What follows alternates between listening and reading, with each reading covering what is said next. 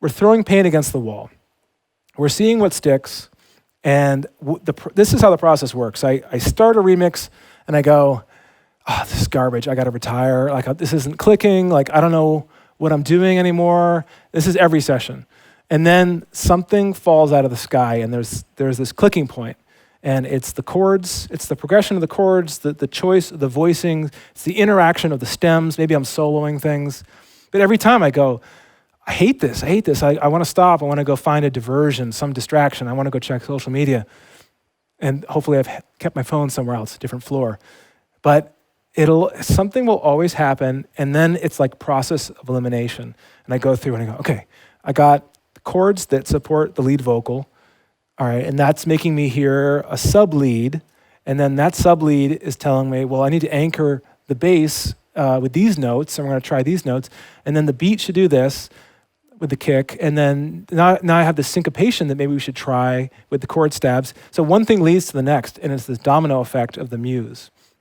So once you get that momentum going, obviously it gets easier. You know, you're adding these different pieces, you're moving along. Once I've got a really good, effective chunk, I'll start spreading that out into arrangement mode. But man, it's so fun with a remix because you have less work to deal with because there's already a great top line, there's already good original chords. Usually I'll throw everything out, use just the vocal. That's what I did with this track, with the Feel Alive remix. So let's look at the session. Maybe we can solo the vocals. Let's see if this keeps up with me now. Couple layers here. So I did some cool treatments to bring out more emotion in the vocal. And I'm falling too deep, I lose control, but the high got me waiting at your door. So the original, there's like some pitch shifting, there's some doubling going on. I did a lot of parallel compression. I used a distressor to really add some more grit, some air, some attitude to it. And I'm falling too deep, I lose control, but the high got me waiting at your door. So the first thing I do, I've mapped everything out, like I talked about earlier. The vocal arrangement is in there, because if you wait to get the arrangement later on, you're going to get lost in that. So you need your roadmap. The vocal with this, I want to make sure the vocal is sounding good. So maybe the vocal wasn't recorded well, and it's dull and it doesn't have energy. I like to go in and make sure it's already sounding really good and crisp. And you can throw like a CLA vocal plugin on there, Chris Lord Algae. You could get something on there to give it a little more hype. Maybe you want to tune it a little more. It's easy to go overboard. So with this, it's very simple vocal layers. Really important to bounce down this. If there's too many stems, bounce them down, keep it simple. Maybe have 8 tracks or less in each bus. There's this new Waves plugin where Chris Lord Algae talks about buckets, and he talks about grouping everything in groups of 8. Really smart idea. You don't have to have the plugin to do that. So try grouping things in groups of 8 or 4, and your brain just locks onto those numbers. It's a psychological thing. So with this session, I really wanted to keep it simple. And so everything started with the vocal. And then I thought, well, I like the original chords, but I want to add some more movement. So let's hear the vocal. And I'm falling too deep, I lose control, but the high got me waiting at your door. Oh, you got what I need, I can't let go. Yeah. So the chords are there. Now each layer is doing a different thing. There's some Nexus piano layers, which are sort of these crunchier, more affected synthetic pianos. There's some real pianos coming from Keyscape, which is an amazing plugin, worth every penny. There's some detuned layers from Nexus as well. So they're all serving their own function, and then they're all getting automated on the bus, which I think is a great practice, by the way. I would always do that, like sidechain the bus, filter the bus, save yourself the headache of having to go in and just do all these million automation points. And they'll sound better too. I'll compress things on the bus to kind of squeeze them in. And I'm falling too deep, I lose control, but the high got me waiting at your door. So it's okay. It's like cool with those chords, but I want some more tension. So when I make the progression, I don't want this easy resolution to happen with the chords. I want it to begin to loop and then not easily resolve. So when I get to the end, I want that chord to lead up to something else. So you're anticipating the loop. You want it to loop over and over again. That's what creates the addictive quality to it. I learned that from Deadmau5. He was all about unresolved progressions. So if it comes back to home, back to the one, it's boring. So really key thing. So with that, so to add tension with this, there's tension in the chord progression, but there's also a little arpeggio sub-lead that comes in.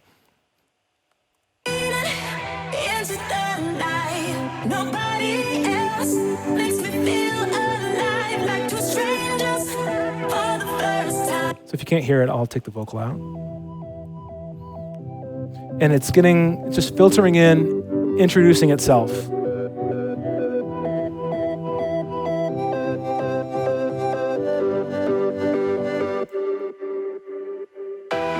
And then it introduces the main lead. So this melody just fell out of the sky. It doesn't usually happen this quickly, but I sat down and I heard the chords and this melody just popped into my head. Like that's what you work towards. You build a volume of work so that these moments happen. It's not like life is just these eureka moments that just keep happening over and over. All that sweat equity builds itself up, and then you have more and more of these special moments. So it doesn't always happen, but this was like, wow. And I still love it. I still love to listen to this remixes. Some remixes I listen to and I'm like, God, I'm so tired of hearing that, but I still like this one. So here is, let's get that. Let's listen to this, just this new lead.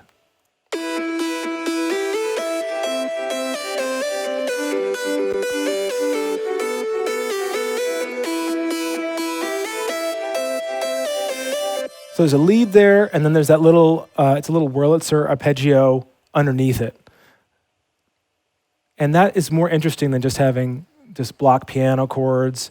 So a lot of times, if I'm building the voicings and I want to get the right progression, I'll use these block pianos. And by block, I mean sustained. And use a very simple sound, use a sawtooth and just filter it down. But that's not enough to move the track forward. It's not enough for the drop. So I'll do stabs, and either I'll replace that or I'll layer it over the top of it.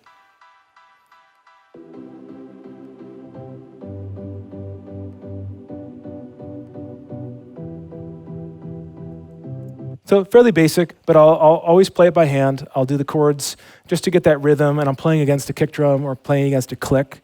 But by starting with something really simple, instead of trying to do everything at once, it's just like, okay, I'm going to focus on the chords, then finding the right groove and the right rhythm, and then all these fun things will start to happen later on in the arrangement.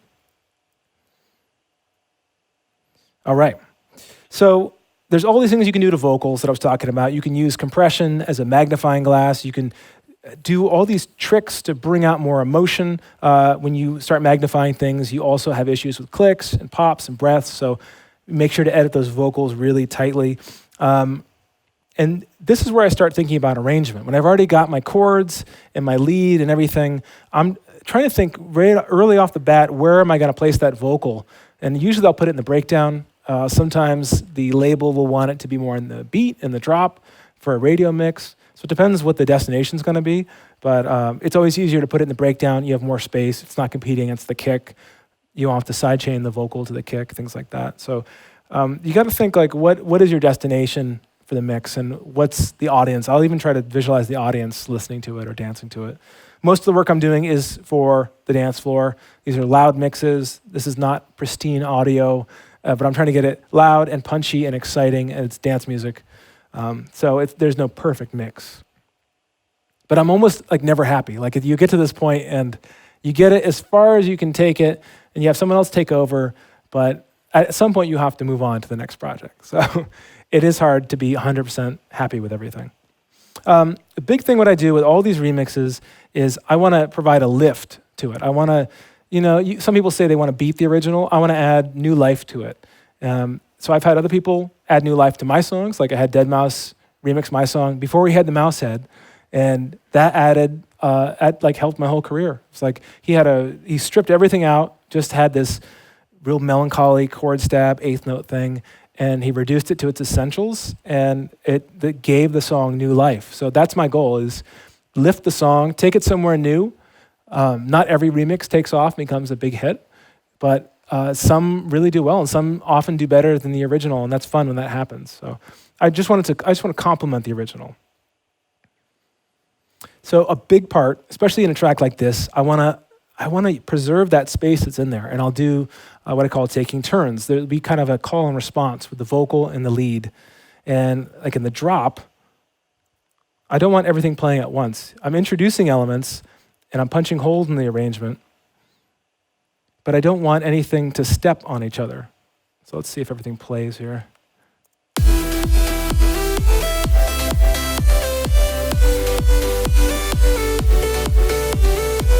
So I punched a hole in here.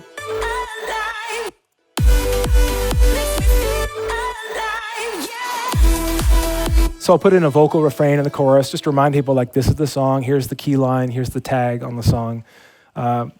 Those are really important. And as we heard earlier, as it builds with those leads, I'm not introducing that main lead until the vocal goes away. So the vocal's there when everything's filtered down. So everything is taking turns. There's only so much space to go around. So that's really crucial. And the listener won't even necessarily know that things are coming forward and ducking back, especially if it's happening quickly. So you can make these changes, like they have micro changes, like you're flipping a radio dial. Things can change by 8th notes or 16th notes. You can get really technical and chop things up. But if you freeze and flatten things down, you can really visually see all that happening. So it's really helpful. All right, so moving along. The big thing with leads to me, and especially in dance music, is being deliberate. It's not having an accidental lead come in and be catchy. It's like, it's coming in, here's the lead, I'm drawing all your attention to this, and you will pay attention. And it's loud. So I used to be more timid and I would bury the lead. Don't bury the lead. Like, let the lead be the lead. And also let the drum fill be the drum fill. It may seem like this side character, but when there's a drum fill, I like to duck everything out of the way. And instead of filtering and doing all this crap, like high passing it, and just let the drum fill take up all the space for that bar. And sometimes you've got to sit down, be deliberate, and say, what elements do I want to shine in this track? And there's never enough room for everything to shine in the track. So what is the lead? Is the lead going to be the synth lead, or is it going to be the vocal lead? Inevitably, your brain will not process all the layers that are happening in there. All right. So with bass, it's a little more straightforward. I just try to cover the octaves. I have my sub layer.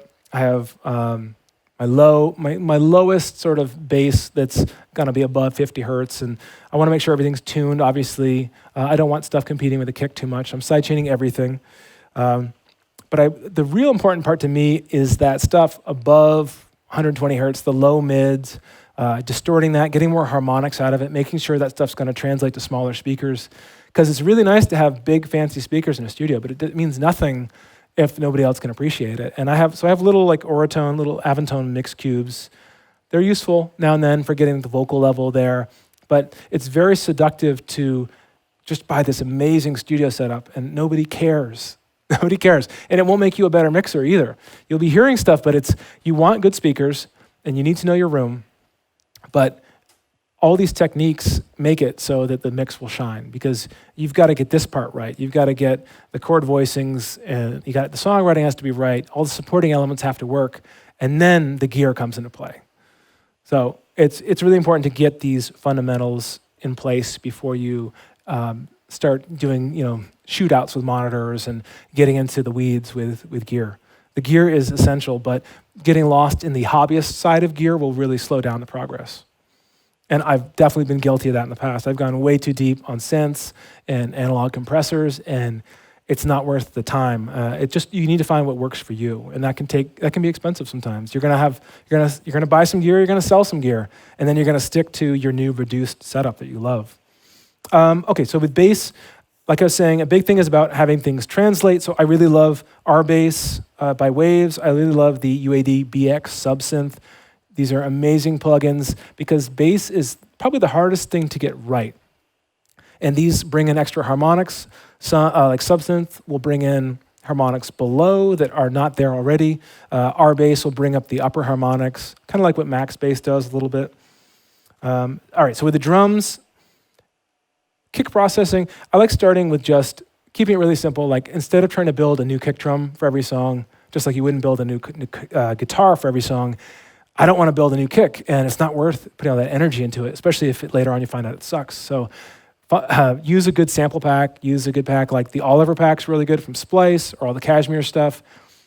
Who cares if other people are using the pack? If you curate your packs, you take a little bit from this hip hop pack, a little from this Oliver pack. If you curate and mix and build your palette from different sample packs, no one will know. I think it's when people hear the obvious drum fills, or if you don't mess with it a little bit, it can be a little jarring sometimes. But curate that and pull from multiple sources. If you steal from many, you're going to create something original.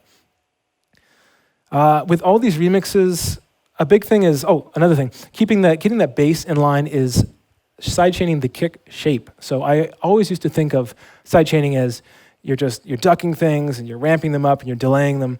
And I left out one of the most important parts, which is contouring the kick. So if you have a long kick, that's not going to work with a long bass. So long kick, short bass. And the best way to do this, that's a new trick I learned, is inversion. So you take the shape of your kick and you do an LFO tool or volume shaper and you click flip vertical or you click invert. And you just take the inverse of that shape of the kick and then apply it to the bass bus. And then you know they're going to work together. It's going to take a little bit of customization, but maybe just shorten that tail, that kick, get it in there, and that'll save you a ton of headaches getting the bass to work. So it's really all of this mixing stuff is really about pushing things out of the way of each other in a way that you can't really hear. It's really just moving stuff with time and space. So that kick is hitting, all this stuff's happening so fast you're not even hearing that movement. So instead of carving things with EQ, you can just shape the envelope of the sound. So there's a lot to learn. I'm still learning tons with sidechaining and getting it right. But big part to me also is the percussion. Everything else in these sessions is keeping it simple. Let's look at the drums real quick. It's not super exciting, but there's some real basic drum fills. Let's hear the kick. That's like the kick build. It's a pretty long kick. So that's the drop. That's all that's playing for percussion in the first part of the drop, and then the secondary part of the drop. Let's see what we got.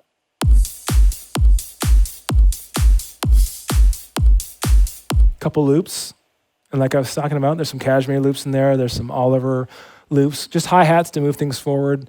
I want that movement to come from other elements. To me, it feels kind of cheap to get that excitement and that movement from loops. I want to get that from the chords, and I want to get that from the vocal. So it's tough to do that, and that will challenge you. And I think that's what I loved when I heard Deadmau5 with his original stuff. He would have one hi-hat, one little center hi-hat that would prop it up. And I was like, oh my God, everything's happening with the chord stabs. It's all the eighth notes from the chord stabs. So really think and be deliberate. Like, where is that rhythm coming from in your song? If it's a super syncopated vocal, the rhythm's coming from the vocal. If it's a really syncopated chord, the chord is driving things forward. If it's an acoustic guitar or a rhythm guitar, that's driving things forward. So you've got to work with that.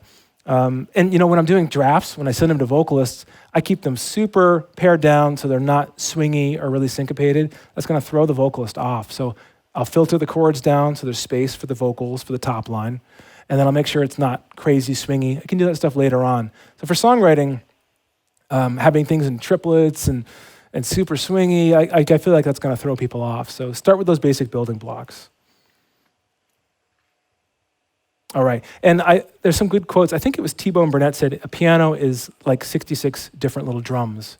So technically you can classify piano as a form of percussion. So that can be the rhythm. It doesn't have to be drums, and drums have their own way of having a tuning to them. I mean, I tune my kicks, I tune my snares in ways that serve the song. I'll tune a kick up a third or a fifth if I have to. If the song's in C, I'll shift the kick. Little tricks like that. You don't have to tune everything. It's fun to do sometimes, and it's fun to have everything have a little pocket. So, that's what I call the engine room.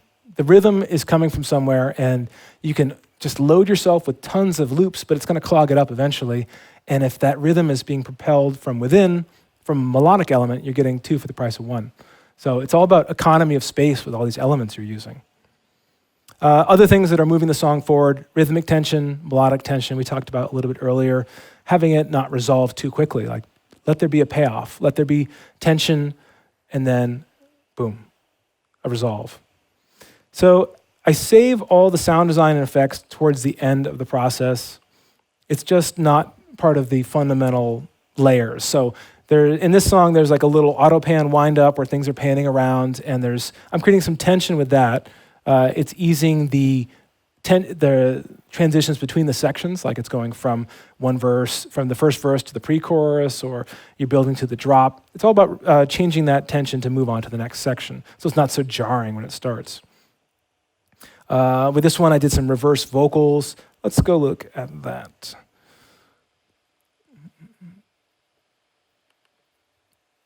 And this is always a good sign with a remix. When you don't have too much window dressing, you know that you've got the fundamentals covered. So I didn't have to add a lot of junk. The white noise is in here to fill out the spectrum and to kind of just add a little high end to it. I mean, there's some reverse swells with the effects here.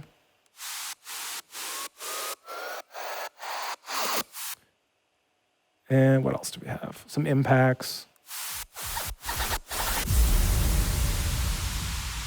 And those do add a lot especially when you're in a club environment. When the breakdown happens, you're very naked. You're flapping out there in the breeze, and you need something to fill up the spectrum, and you need some space in there. So it took me a long time to realize too, like, put some space in there so that the vocal doesn't start like boom on the one as soon as you get into the breakdown. Like, let it ring out, let that bass just echo throughout the club, and then you can introduce the leads and the vocals, all those other parts. So it's being patient and letting each moment in the arrangement shine. Let's see if there's anything else. I think the other transitions were just builds, and there's some reverse vocal swells. Oh, here we go. And some reversed synths.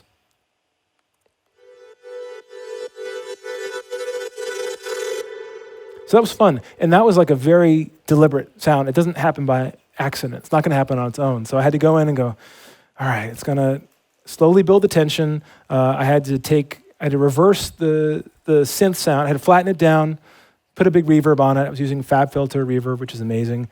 Reverse that, automate it with AutoPan, compress it. So it really adds a nice little touch to it, and it's harmonic.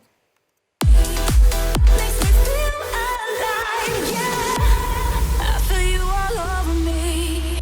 So there you go.